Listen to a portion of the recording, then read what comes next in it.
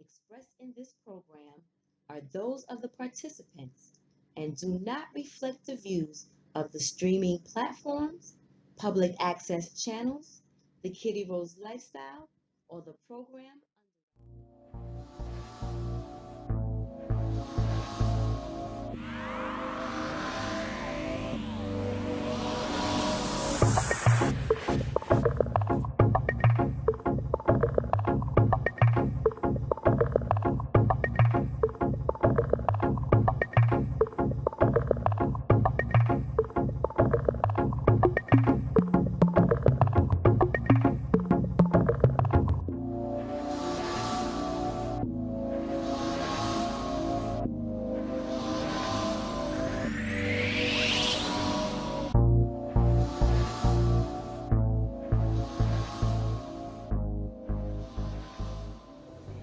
My name is Nneka Bell, and you are watching Natural Sessions.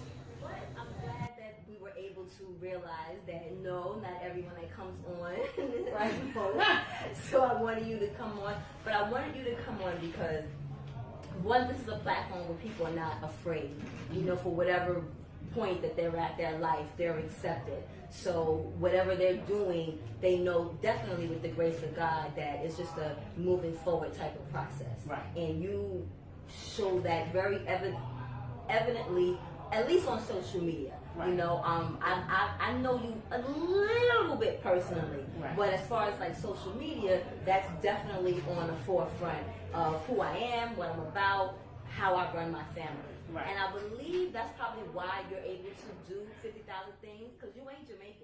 Not at all. But Jamaicans ask me all the time. They like, no, you need to research your background. Something's not right. And I'm like, no, my parents are from the South, but Okay. I'm definitely American. Because how do you manage?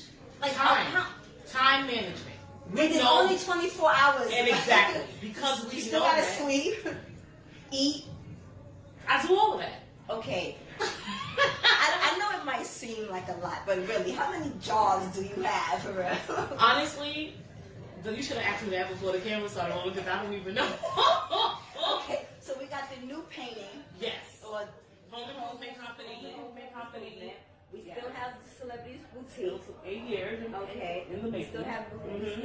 We are real estate agent. Yes. Right. I feel like we're I didn't even notice that you're a singer. You're a performer as well. Bell Hey. 2.0. Wait, and now I think, are you now managing your husband and the I really am. and marketing? Oh, you noticed. So I did a good job in marketing. See, it works.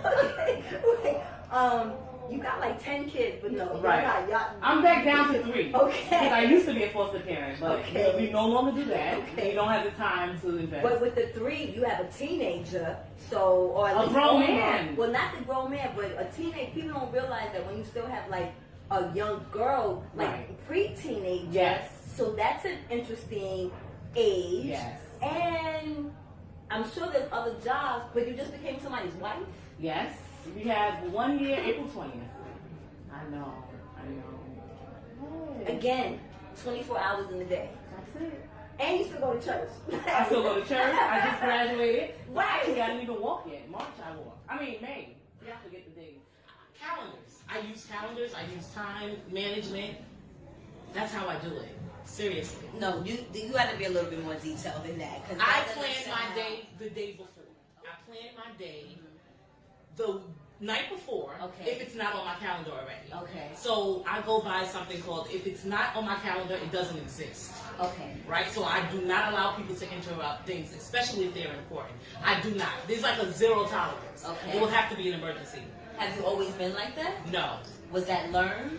I learned it. Yeah. You have, you're not born that way. Okay. But when you missing important appointments or the things that you want to do and you feel like you lay down and you're like, I could have done so much more. Okay. That's when I learned I have to schedule. Okay, so you're learning how to schedule. Mhm. But before the life of an entrepreneur, I'm still trying. I don't understand how I don't understand how people do so much in their life, because you're a veteran. Yes. But you also rode that big ass bus. 13 years.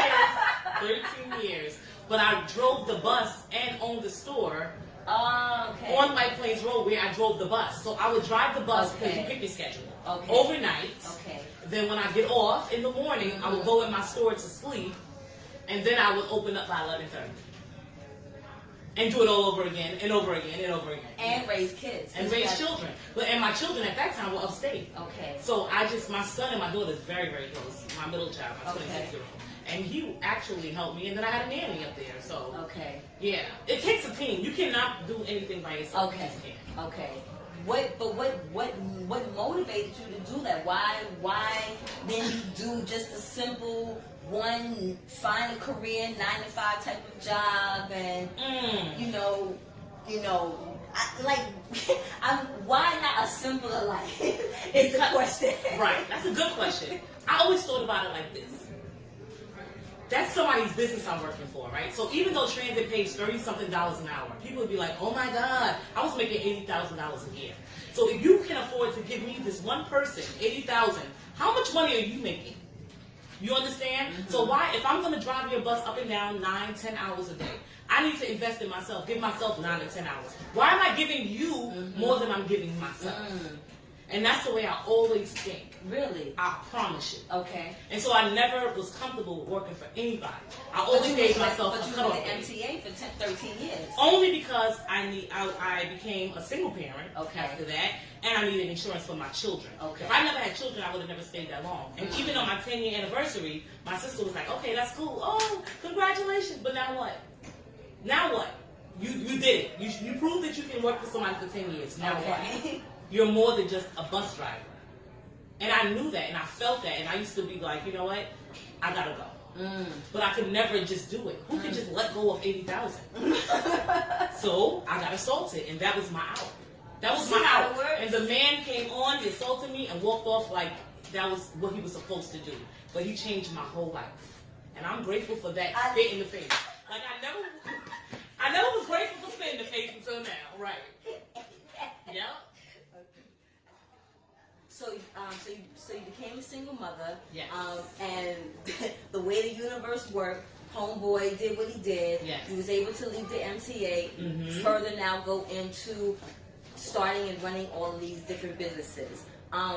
What made you want to come back to school? Were you already in school and you just was continuing?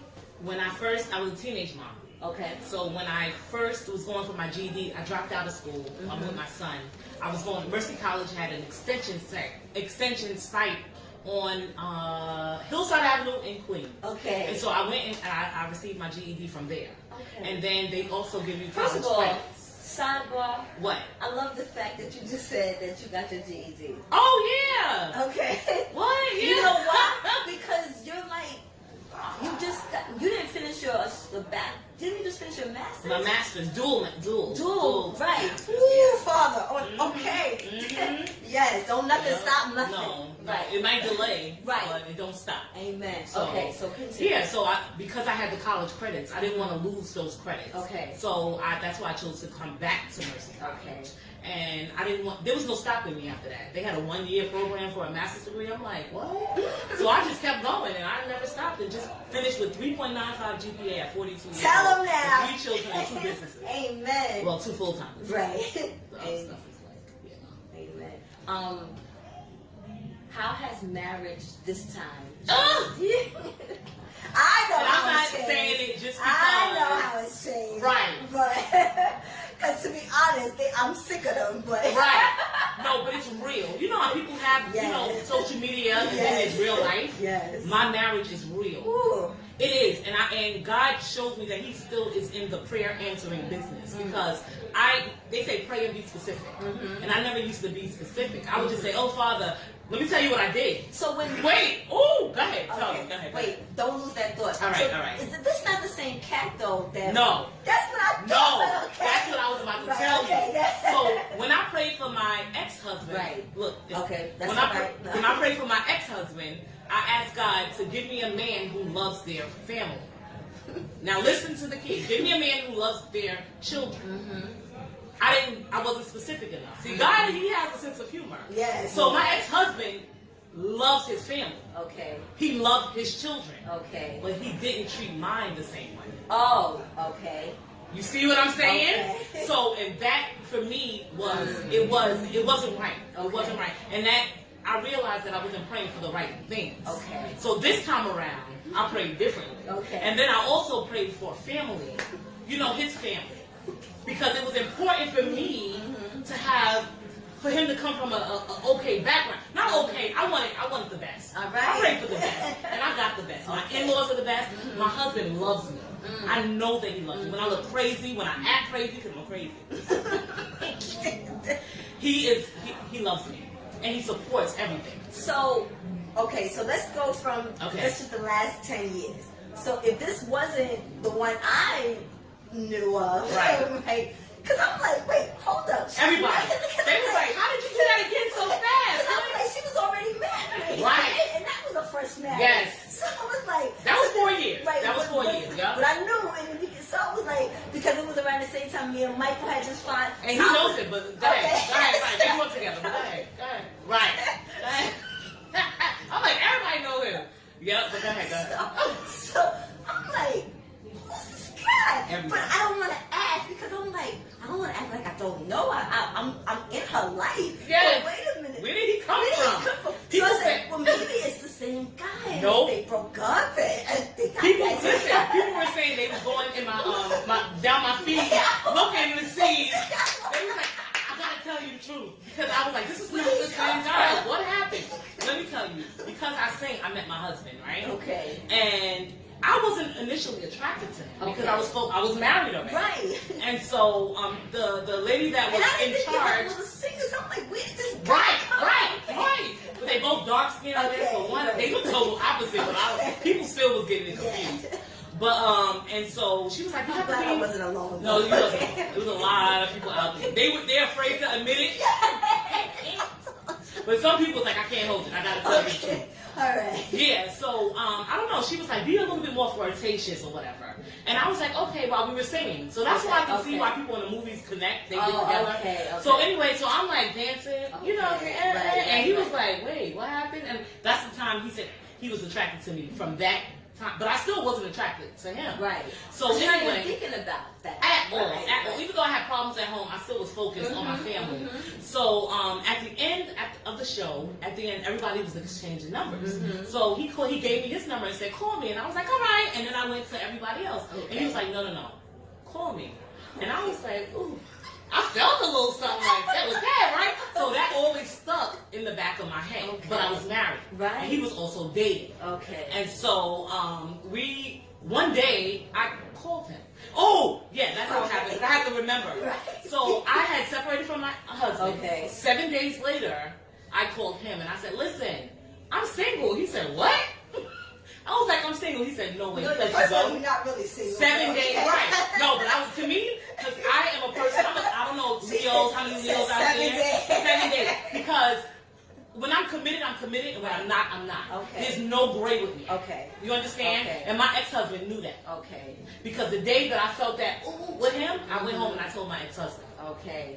I told him. Okay. So that's why it can happen so fast because I'm a truthful person. Okay. I've always told the truth. I don't think it's fair for somebody to feel something because I knew that there was a problem if I could feel something for another man. Right. And I think that he needed to know that because he was with me for all those years. You understand? And so I called my husband now and I was like, I'm single. And he said, what? He let you go? I want you like that. And I said, but how could you want me when you have somebody? He said, nah, I don't think this is going to last long. He said, give me 7 days. And I said, and this is a true story. I said, all right.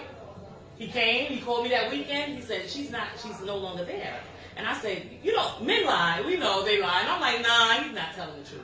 He said, how about I take you out on a date? And I said, sure. We went out, he took me to a Broadway play. He took me out to eat. We had an amazing time. He said, this is going to sound real crazy. But I want you to come back home with me. I was like, what? He said, no, I want you to come back home with me so you can see that there's nobody there. So I'm still like, he's testing me. True story. I know, right?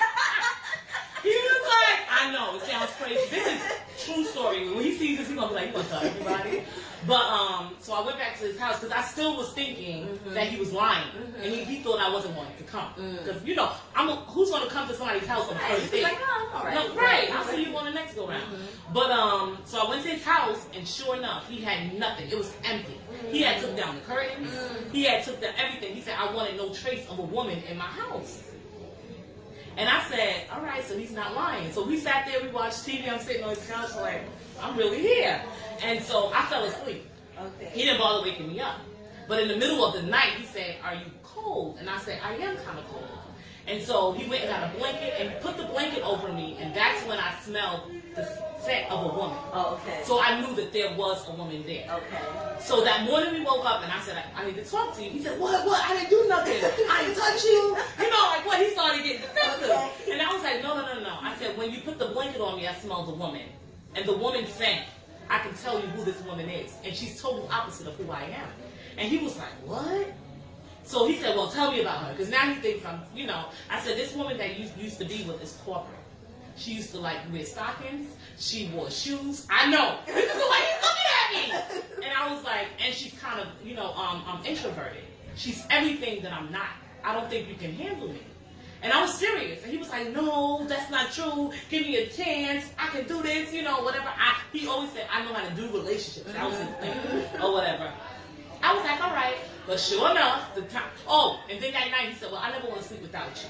He said, from this night, I never want to sleep without you. And from that night, my husband and I never slept without each other. I would go put my kids to bed. I would come to Mercy, go home, get my kids together. Because the baby was 15 now, but she wasn't that young. And so then I would go back and sleep with him. Then I would wake up in the morning, go back home, get her ready for school. This is all in the first week. All in the first. This is the way. There was no space. Wow. This is what he wanted. I knew what I wanted, and this is what we did. And then we got engaged, and we got married 6 months later. And we've been married. It'll be a year this month. What's different about this third marriage? We love the Lord together. Amen. Together, right? We pray together every day. There's not a day that we don't. We feel like we forgot something if we don't pray. It's become a habit now.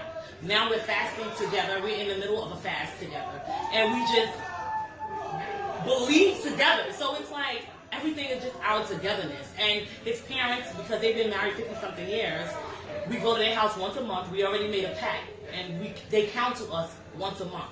So we talk about things, whatever problems are. They give us books to read, and they come from the Bible. So they'll be like, okay, this is the problem, and you can't ask for anything more than that. You can't. And he loves me, and I keep saying that because I know he does. I can feel it. Because with my ex-husband, I knew that he loved me, but I felt that he didn't like me. And he would say, no. I'm like, I know you don't, because I'm driven. And my husband always said that I remind him of people off of TV. I'm just this person that he couldn't believe that I actually existed. Because I'm consistent. You knew your second husband loved you. Yes. What about the first one? What was different from the first husband than the last two? So, okay, let's not get it twisted. When I say the first one, it's the last one. My first one, we don't talk about. Okay. Because this is my third marriage. Right. So, and you put that out there publicly. That's the reason why. Oh, I said that. yeah. Well, so we talking about the real first? Okay. Well, we don't have to. Right. Like you said, this is your third marriage. Yeah. Because the first one I was very young, and I was straight out the military. That was the thing to do: get married. Okay. You get more money. Oh, you get housing. I didn't know. Okay. Yeah, you get married. That's a benefit. Oh, okay. Boom. All right. I mean, but I did have a beautiful son. Okay. Yeah. Okay. All right. So young. Yes. Second marriage. Yes. Love, but because that was what I also learned about Michael. Learning how to pray and ask for what you want. And I remember us having a conversation like, why y'all not like it's real? Why y'all not getting it? And it wasn't a matter of he didn't love me. Like I didn't pray for another husband. I prayed for someone to date me. Really? Girl, I didn't know it. I didn't know. I was like, before I met Michael, I prayed to the Father. I was like, please I want to meet a man who wants to date, who knows how to date and wants to date. Again, being clear or being not being clear. But in what you say though, you'll get that because Michael dated the shit out of me. Wow. crazy. And that's why we stayed together as long as we did. Because he knew how to date me. But Michael wasn't marriage material. Wow, isn't that And something? he never was. Like, not so much that he didn't want to marry me, but at the age I met him already, he had never already been married. Like, he wasn't the marrying type, but he was trying to force himself to do something, to be something for somebody else based on what somebody else wasn't clear to the universe about what she wanted. Gotcha. You know what I'm saying? Yes. So I believe you about when you say when you met your husband, how you were at that point more clear and exact about what it is that you wanted. Because even now going forward, like again, I loved Michael, but there was things that was lacking. Like I would not date a man again who doesn't have family, or who doesn't have friends, or who don't go to church. You know what I'm saying? Right. And not necessarily that you have to even. Well, yeah, I think there is something to believe both people believing in the truth, Yes. believing in God, That's and worship that and is very service. When they say that important. unevenly yoked, Girl. it's not a just. I do think that there is something that's peaceful about the Sundays you don't want to go to service. And not because you don't love the Lord, but just because you don't feel like it, but you got a partner who's like, let's go to service. And that's what happened with me and my husband. Because I'm the one that brought him to the church. And then Okay. one day, I didn't feel like going anymore. He was like, no, we're not doing that. Let's get up and go. And so that's what motivated me. I'm like, he even joined the choir before I did. And that's also been a help in your relationship. Yes, because he felt like if I could sing for the world, then I could sing for the church. God gave me this gift, I need to give it back to him. Okay. You see what I'm saying? Okay. And he did that first, and then I joined because I wanted to make sure that that's what I wanted to do. How did that change y'all?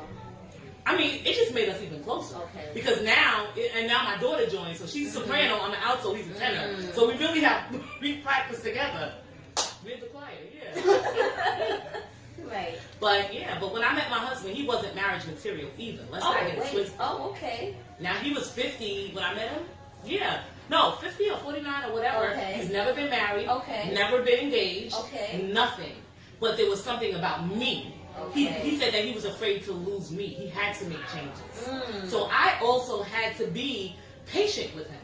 Okay. Because he didn't know. When did y'all have time to be patient? It was patient while we were dating. No, but it was a facet. Okay. See, the thing is, I feel that women, I found my husband to be very attractive, right? But I knew what I wanted. And I couldn't just, I'm trying to say it because I know this is public, so I don't want to say the wrong thing, but I had to be stern with him. There were some things that I just was not going to tolerate. Hi, my name is Nneka. Growing up, my mother thought I was gay. She thought I was gay because I wore baggy pants, because basketball was my sport of choice, and I wanted to spend a lot of time with my best friend. I wasn't gay. I liked boys. I just didn't like boys. To me, they were, nasty. My mother, she just kept accusing me because she didn't understand what being a tomboy was. Where she was from, there wasn't a tomboy. You were just straight or gay. Those were your only two options. I felt that I had to prove her wrong. My opportunity came one summer day when I heard a noise. It was this cute boy. He walked by my house, and he took his hand, and he brushed it against our fence. That's all I heard. So I ran to the window. I opened up the curtain. He saw me. I closed the curtain, and then I peeked. He gestured, come here. So I came. I came because it was this boy who was interested in me. And I thought that I was ugly because I was darker, my hair was shorter than all my other siblings. But this boy, he thought I was cute, so I came. He not only convinced me to leave my house, but he also convinced me to come to his. I went. 6 weeks later, I was pregnant. Pregnant at 16, and it only took one time. My son was born the day after I turned 17. What did I do? I went back to school. That's all I knew how to do. And I found a school that took me and my son. That didn't last long because my son was only 4 pounds. I received no prenatal care. I knew nothing about prenatal care. Nobody told me anything. And I ran away from home because I couldn't face my mother being pregnant. I dropped out, took care of my son, and like all a lot of young relationships, it didn't last. Me and my son, we made it though. We made it. I went to work. 3 years later, guess what? I met another guy, but this one was a man because he asked me to marry him. I had another son. So this is 2 boys. But just like my first relationship, that didn't last and it ended in divorce. It's okay though. I didn't want to be on welfare, so I went into the military. I took my 2 boys and I went into the military. And it was the best decision I've ever made. But it was the hardest decision because it was hard raising 2 boys and being in the military. So they gave me an honorable discharge. I went back to work. I had a great job, I made a lot of money. And on that bus, the New York City bus, I met this other guy. Oh my God, this one was cuter than all the rest. He gave me my daughter. Oh my God, this gay girl had a girl. I didn't think I could have a girl because I was such a tomboy. So that was exciting, and I'm gonna get in trouble because it's too much time. But it's a lot of time because I'm old. But anyway, I had these 3 children, but this time I was gonna do something better. I went back to school. 4 weeks ago, I graduated from Mercy College with my bachelor's degree. Today, I stand in Harvard University, okay? And then 7 days after this class is over, I got accepted to do a 1-year program for my master's, which means that by next summer, I'll be done here with my certificate, and I'll have a master's degree. And in the audience, I will have a 21, a 24, and a 13-year-old cheering me on. So I'm here to tell you that no matter what the circumstance, no matter what you go through, you can still make it because I did.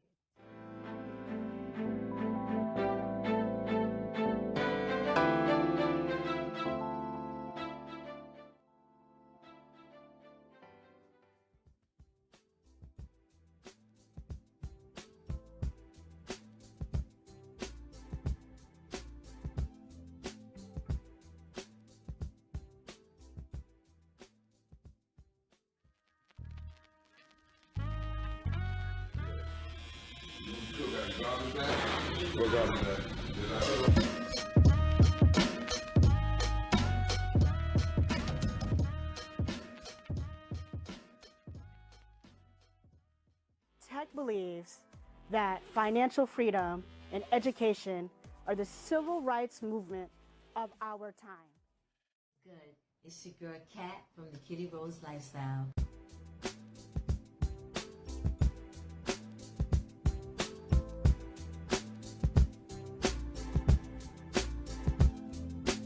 Well, my name is Catherine Warren, and I am the owner of the Kitty Rose Lifestyle.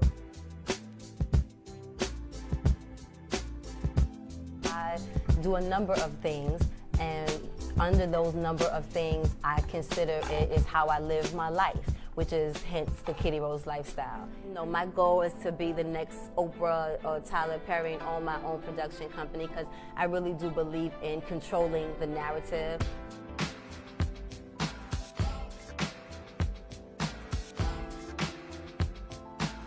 The reason for this video, which is going to be short, and it might rattle some feathers.